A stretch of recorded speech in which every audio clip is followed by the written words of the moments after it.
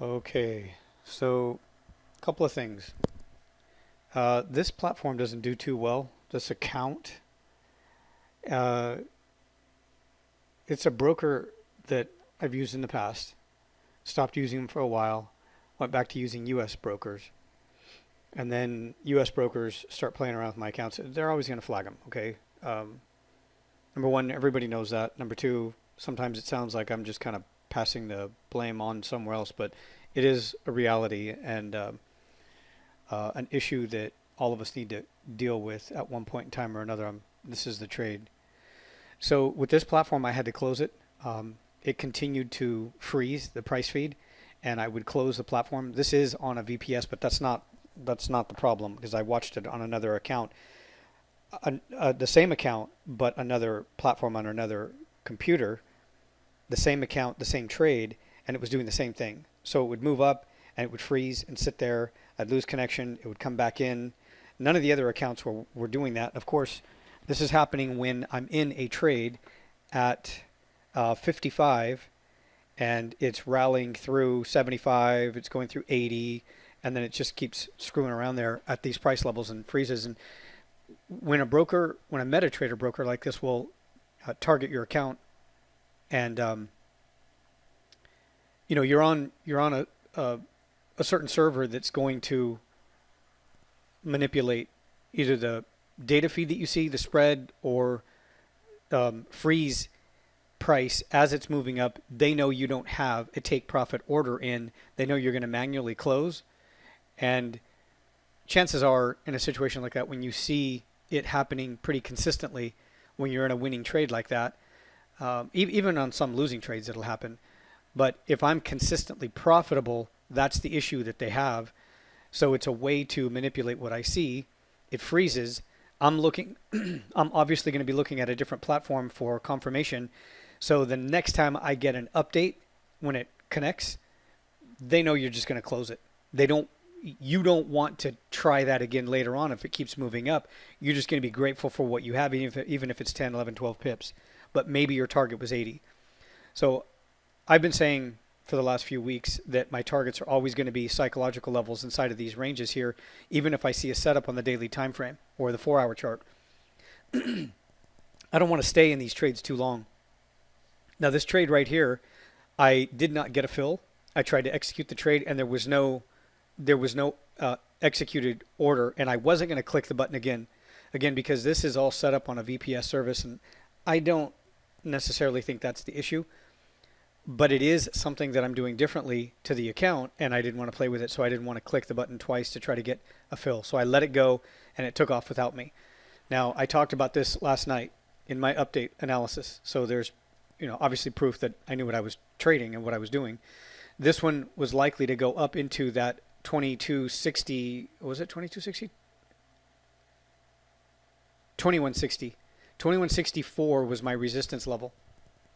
And that's what I would have traded it to. Now, obviously, it went another 40, 50, 60 pips beyond that, 60 pips here, beyond that level, about 50 pips. But it would have been a relatively easy trade. And I wasn't too sure initially overnight if I wanted to trade it into that range. But there's my second entry opportunity after that pullback right here. So it would have given me an opportunity. But again, I executed, it didn't fill, it didn't go anywhere, and I didn't click the button again, and it never filled. So it just sat there. This one gave me this euro dollar trade. I'll show you the setup here in just a moment. This one's pretty easy to describe because I'd seen the setup overnight and over the weekend where that resistance point was, which was a retracement back up to the level that it broke out of. Very common pattern. This one was basically this form right here, this 1-hour chart. This wedge pattern and breakout was all setting up on multiple time frames, including the daily time frame. So this was a perfect opportunity, and I'll show you that setup here.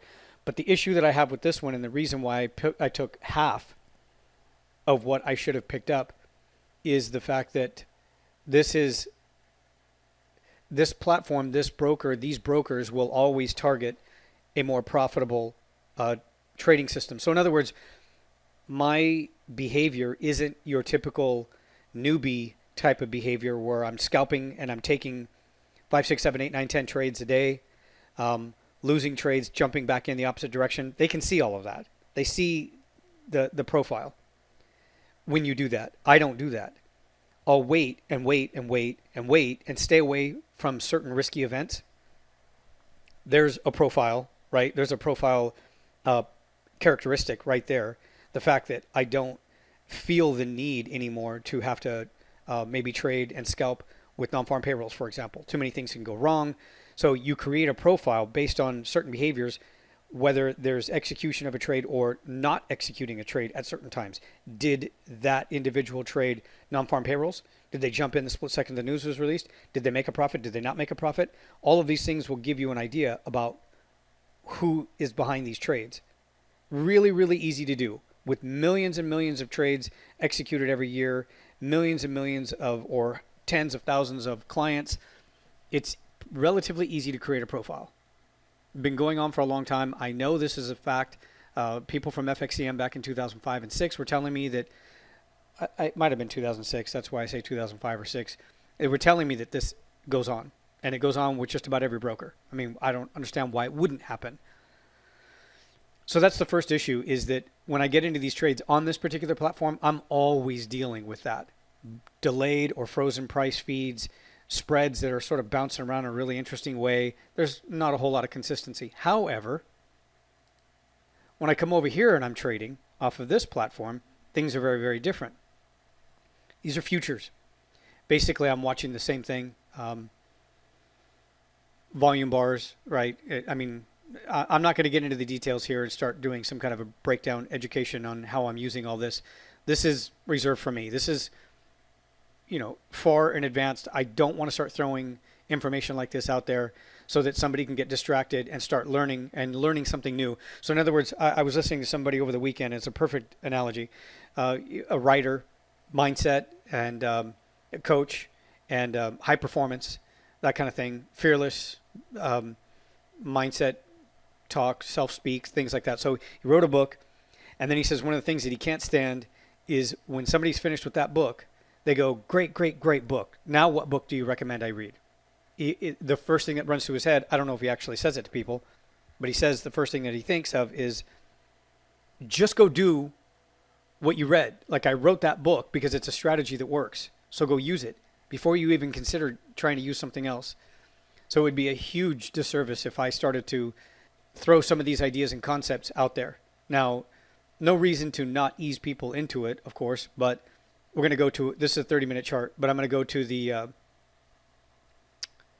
daily time frame setups.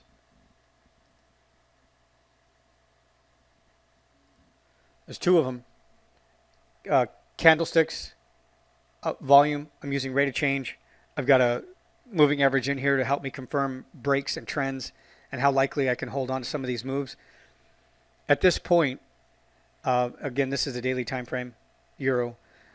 Wedge pattern, breakout about a week and a half, 2 weeks ago. It worked, but it didn't continue.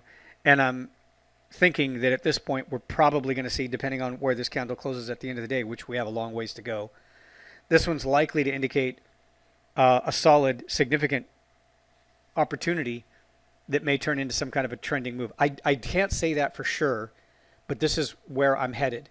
So I've got this break here of this channel. This wedge. So again, wedge patterns, things like this, pennants, breaks like this. It's going to be the classic technical analysis, 5 data points for something like this. Initially, even on this break here, this goes back from the end of April, the beginning of May 1st. There's May 1st right there, that high. So we've got 1, 2. There's 2 data points. This is the 5th one. This is the one that makes sense. There's 5 data points here on the smaller time frame, but you'll notice how on the daily time frame there was only 1, 2, 3, 4 data points that confirmed. So for that reason, it's a situation where I would look back and say, okay, well, technically I didn't have 100% confirmation. So here at this point, this is different. Today, this is different. Last week, this is different. This low right there that confirmed that 5th data point, that's May 14th.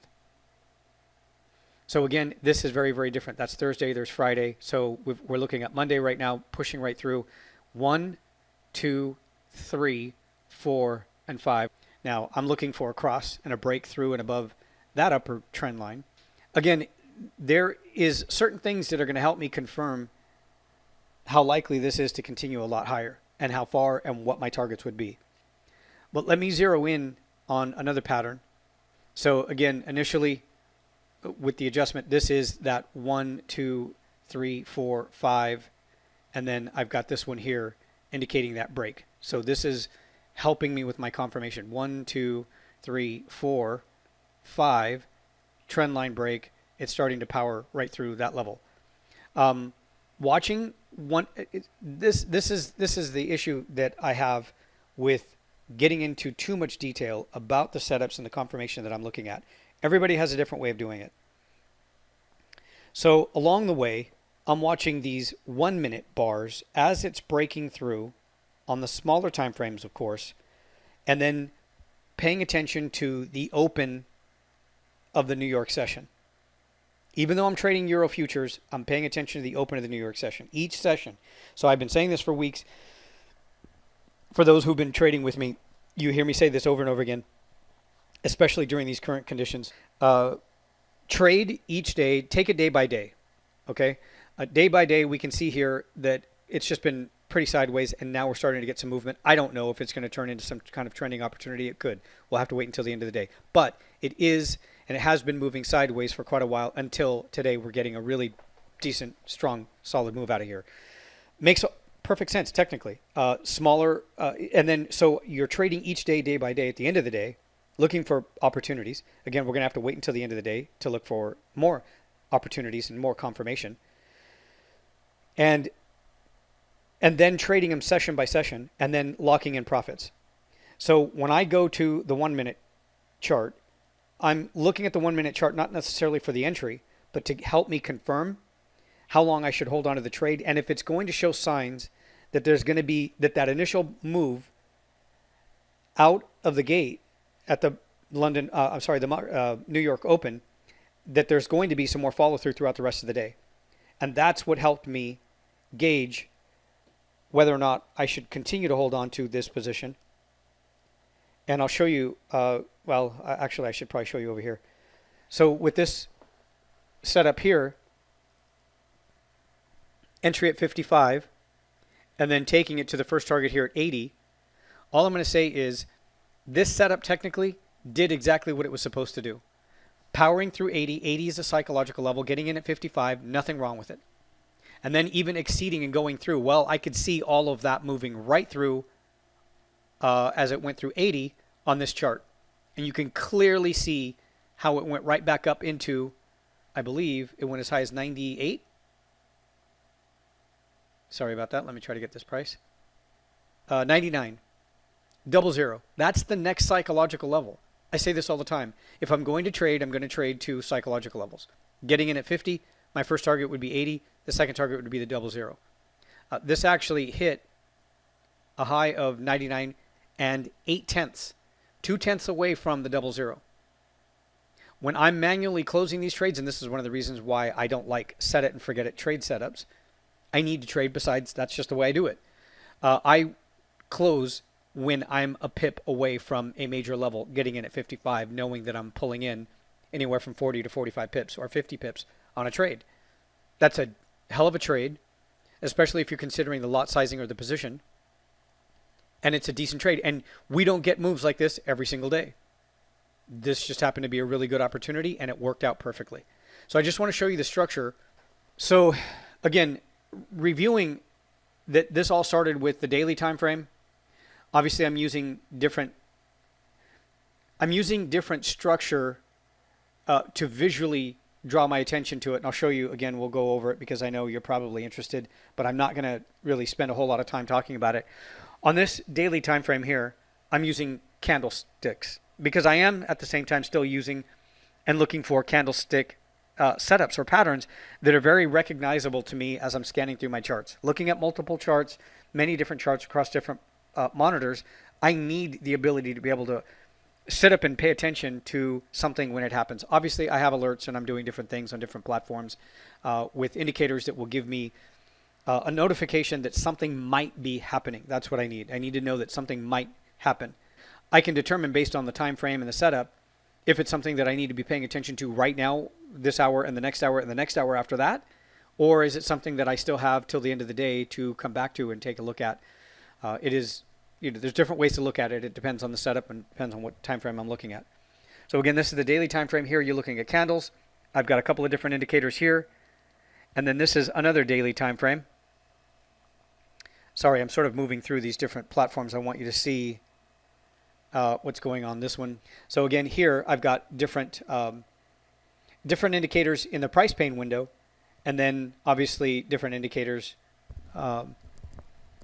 just below that would give me either momentum or volume insight. So and then bar charts. Bar charts are a much more easier style that I can use to identify these pennants or triangles, these breakouts.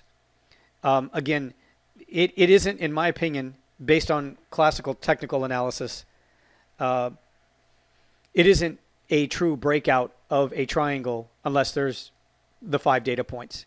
And then, of course, I can even drill down to some of these smaller consolidation behaviors. So I'm going to draw, sometimes you'll see me draw lines right through the middle of a consolidation range. And I'm looking at where price is spending most of its time. Is it spending most of its time right in the middle of that line that I draw inside of consolidation? Or is it spending more time in the upper section of that consolidation or the lower section of that consolidation? Sometimes these are clues. I continue to watch. And then there are also other little smaller triangle patterns and 3-bar patterns that I'm going to be looking at relative to the time frame that are also going to help me identify when I'm getting a clear breakout. But you can see that there's still more movement. This is based off of the initial breakout at the open, more follow through to the upside, and off of the initial volume levels that I see here that you clearly cannot see here on this MetaTrader platform. So right now price is sitting here at 4. Entry was at 55. First target was the 00. Last target is, first target is the 80. Last target is the 00. If it continues further, it's going to be the 20. I'm out. I'm flat on this trade personally, but it may continue. And initially, again, trying to determine how long you should hold on to a trade, that's another issue. But I just want to give you some perspective here that as things seem to be moving really well here, and there's not a whole lot to think about, right? So stop looking at every tick and every move when you know that off the initial open, there was a lot of momentum and that this was going to be the type of day that we were going to see some follow through throughout the rest of the day. So that we're almost heading into lunchtime. At lunchtime, I would expect things to flatten out. And there could be possibly, before the end of the trading day session, there could be another retest of the highs. But I have to find a place in time or a point in time to start to lock in profits and to close the trade and consider this one is done. So is it done what I expected? Is it done? Has it hit the take profit levels that I would normally trade to? Should I continue to hold on to this trade? Should I continue to expect more? Well, let's take a look at it. 00. And again, depending on the type of morning and how price behaved at the open, volume, right? We're trying to look at volume levels. Sorry about that. I need to compress this because I don't have this screen formatted correctly as I'm recording it. There would be the next level if I was scaling out. Psychological levels. Again, entry at 50 or 55. So 50 is my psychological level. 80 is the next one, the 00, the 20, and then 50 again. It fulfilled my trade plan. It fulfilled my expectations. It fulfilled what I understand. It did what I do well. This is my edge. This is what I look for. This is what I trade. So initially I said earlier, you can create a profile based on certain behaviors, right? The trader's behavior.